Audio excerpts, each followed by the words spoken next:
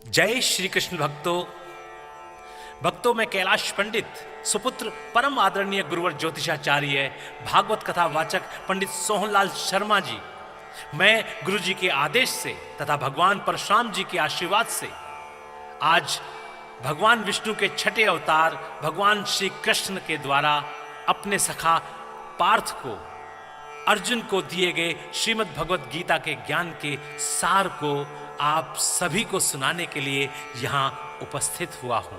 भक्तों, श्रीमद् भगवत गीता के 18 अध्याय हैं। मैं कैलाश पंडित एक एक करके सभी अध्यायों का सार आपके समक्ष भावपूर्ण स्वर के साथ प्रस्तुत करूंगा। मैं गीता सार को आरंभ करूं उससे पूर्व कृपया आप सभी हमारे इस चैनल को अधिक से अधिक संख्या में शेयर करके सब्सक्राइब कराएं, जिससे सभी सनातन धर्म प्रेमियों के पास ये गीता सार पहुंच जाए और उन्हें धर्म लाभ प्राप्त हो, उनका कल्याण हो। तो बोलिए भगवान श्री कृष्ण की जय। भगवते वासुदेवाय नमः।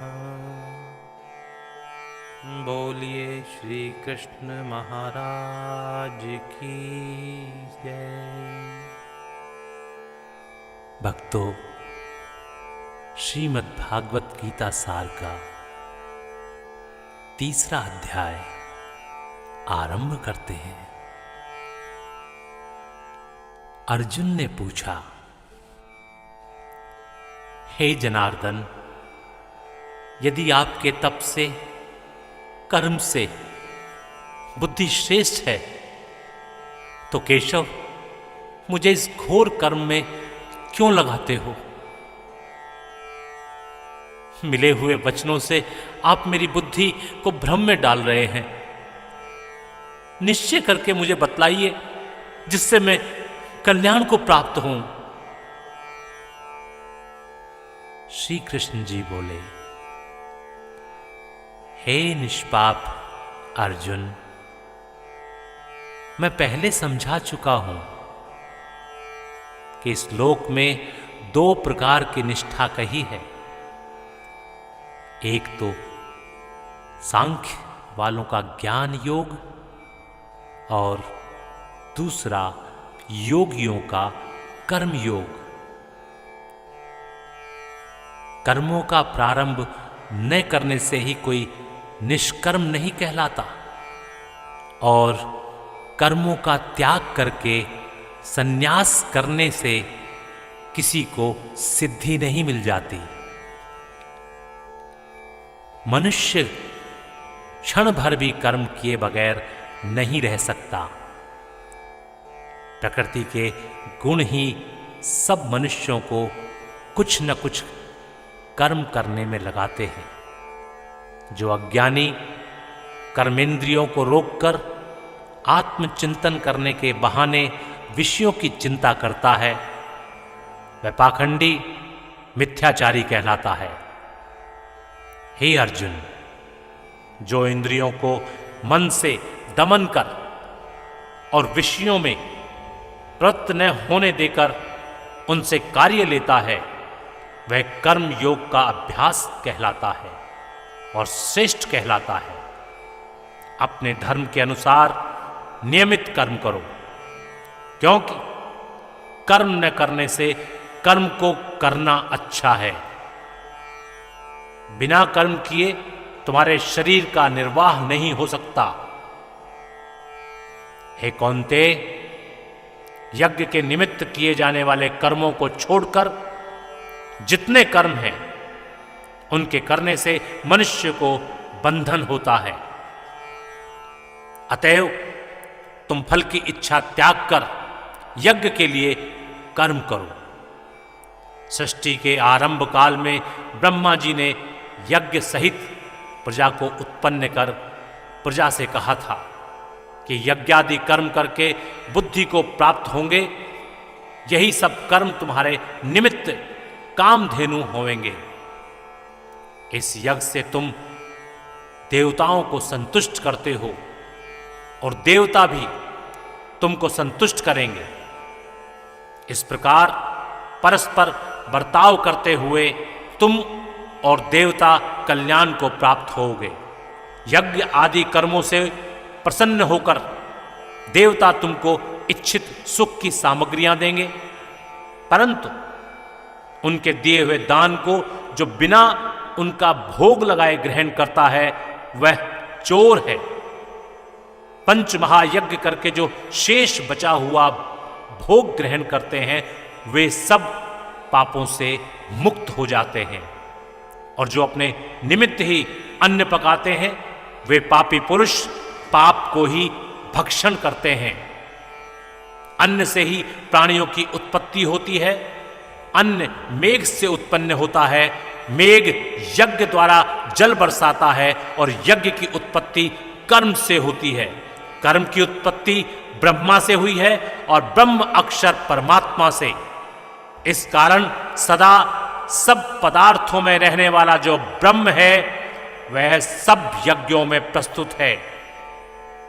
हे पार्थ, इस प्रकार चलाए हुए कर्म के चक्र के अनुसार जो नहीं चलता है वह पाप में है। जो पुरुष आत्मा में ही रत रहता है और आत्मानंद अनुभव से तृप्त रहता है उसे कुछ भी कार्य शेष नहीं।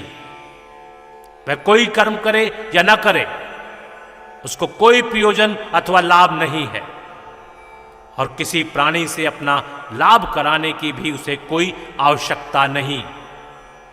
इसलिए तुम भी फल की प्राप्ति इच्छा त्याग कर कर्तव्य पालन करते रहो, क्योंकि फल की इच्छा को त्याग कर्म करने वाला पुरुष मोक्ष को प्राप्त होता है। राजा जनक आदि ने भी कर्म सिद्धि पाई है। इसी प्रकार तथा लोक संग्रहण को देखते हुए भी तुमको कर्म करना उचित है।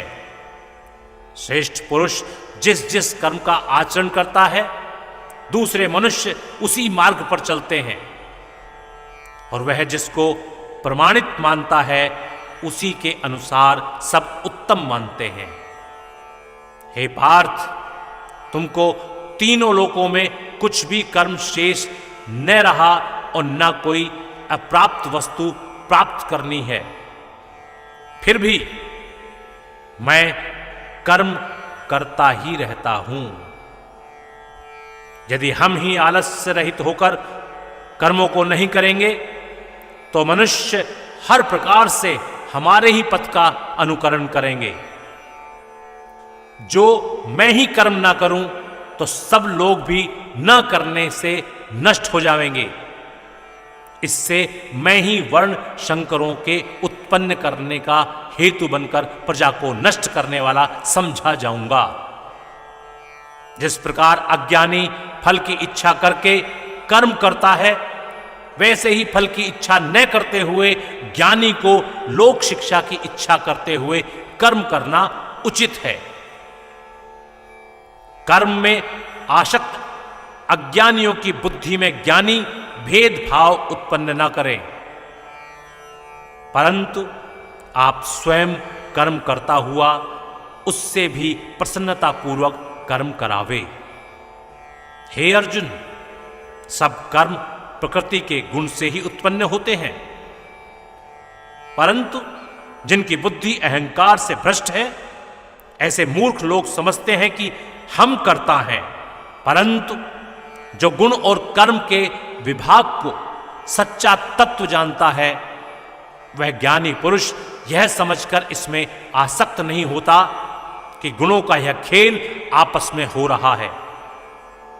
हे अर्जुन, अध्यात्म बुद्धि से सब कर्मों को तुम मुझ में अर्पण करके कर्म फल की आशा छोड़कर संग्राम करो। जो पुरुष श्रद्धा पूर्वक मेरे वचनों पर दोष दृष्टि न करके मेरे इस मत के अनुसार आचरण करते हैं वे लोग कर्म बंधन से निश्चय मुक्त हो जाते हैं, और जो अज्ञानी इस मत पर दोष दृष्टि करते हुए इसको ग्रहण नहीं करते वे संपूर्ण ज्ञान से रहित हैं। उनको नष्ट हुआ जानो। अपना कठिन धर्म भी दूसरों के सहज धर्म से हितकर होता है। स्वधर्म में मरना ही कल्याणकारक है, परंतु अन्य धर्म भयानक है।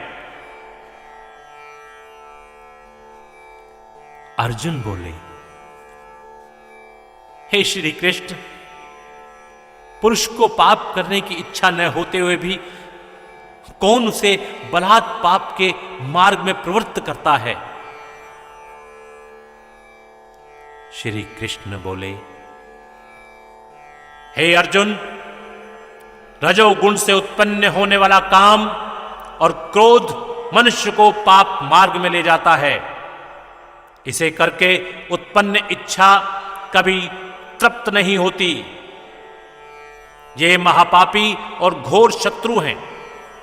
जैसे धुआं से अग्नि, धूल से दर्पण और झिल्ली से गर्भ का बालक ढका रहता है, उसी प्रकार विषय की इच्छा से आत्मज्ञान ढका हुआ है।